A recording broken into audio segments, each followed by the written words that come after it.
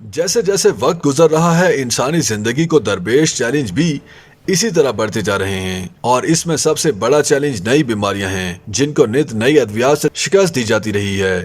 ان میں 5 ادویات ایسی ہیں جنہوں نے دنیا کو یکسر بدل دیا ہے۔ اس فہرست میں پہلی دوا بے ہوشی کی ہے۔ 18ویں صدی کے اواخر میں ایک انگریز کیمیاءدان جوزف پریسلی نے ایک گیس بنائی جسے اس نے فلوجسٹیکیٹڈ نائٹرس ایئر یعنی نائٹرس آکسائڈ کا نام دیا۔ انگریز کیمیاءدان ہیمفری ڈیوی کا خیال تھا کہ اسے سرجری میں درد سے نجات کے طور پر استعمال کیا جا سکتا ہے، اگرچہ اس کے بجائے بہت جلد یہ ایک تفریحی نشہ بن گئی۔ اس سلسلے میں اگلی بڑی پیش رفت 1834 میں ہوئی جب فرانسیسی کیمیاءدان یان بیپٹسٹ دوماس نے ایک نئی گیس کلوروفارم تیار کر لی۔ اسکاٹش ڈاکٹر جیمز ینگ سیمپسن نے 1847 میں اسے بچے کی پیدائش کے عمل کو آسان بنانے کے لیے استعمال کیا۔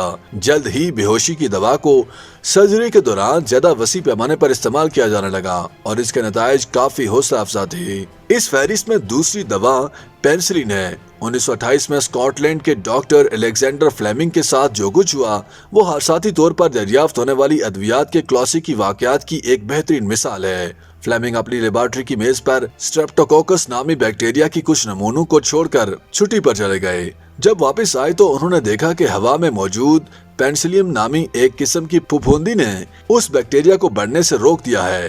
انہوں نے اس پھپھوندی سے جو مادہ الگ کیا اسے پینسلین کا نام دیا گیا۔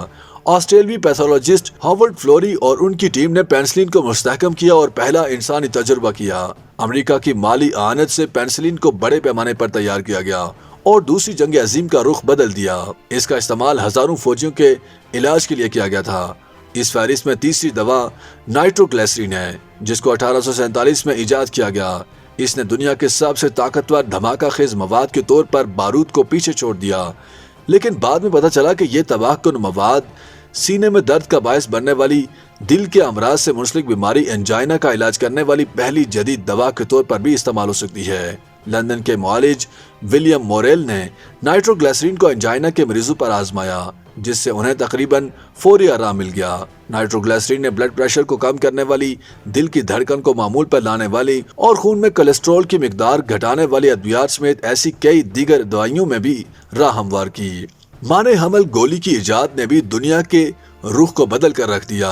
1920 کی دہائی کے اوائل میں آسٹریا کے سائنسدان لوڈوگ ہیبرلینڈ نے ایک تحقیقی مقالے میں بتایا کہ کس طرح جانوروں میں ہارمونز کے اتار چڑھاؤ سے حمل کو روکا جا سکتا ہے۔ انہیں اپنے ساتھیوں کی شدید تنقید کا سامنا کرنا پڑا، لیکن اس کے باوجود انہوں نے مادہ خرگوش پر اپنے تجربات کیے۔ 1932 میں ان کی مبینہ خودکشی سے یہ باب وہی بند ہو گیا۔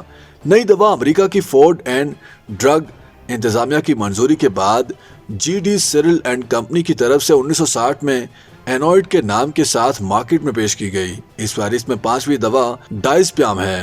اعصابی نظام کو پرسکون بنانے والی ادویات کی ایک قسم بینزوڈائزاپین پہلی مرتبہ 1955 میں تیار کی گئی تھی اور دوا ساز کمپنی ہاف مین لاروش نے اسے لیبریم کے طور پر مارکیٹ میں متعارف کروایا تھا۔ پولش امریکن کیمیاءدان لیوسٹن باخ اور ان کے ریسرچ گروپ نے 1959 میں لیبریم کو کیمیائی طور پر تبدیل کیا اور ایک زیادہ طاقتور دوا کے روپ میں بدل ڈالا۔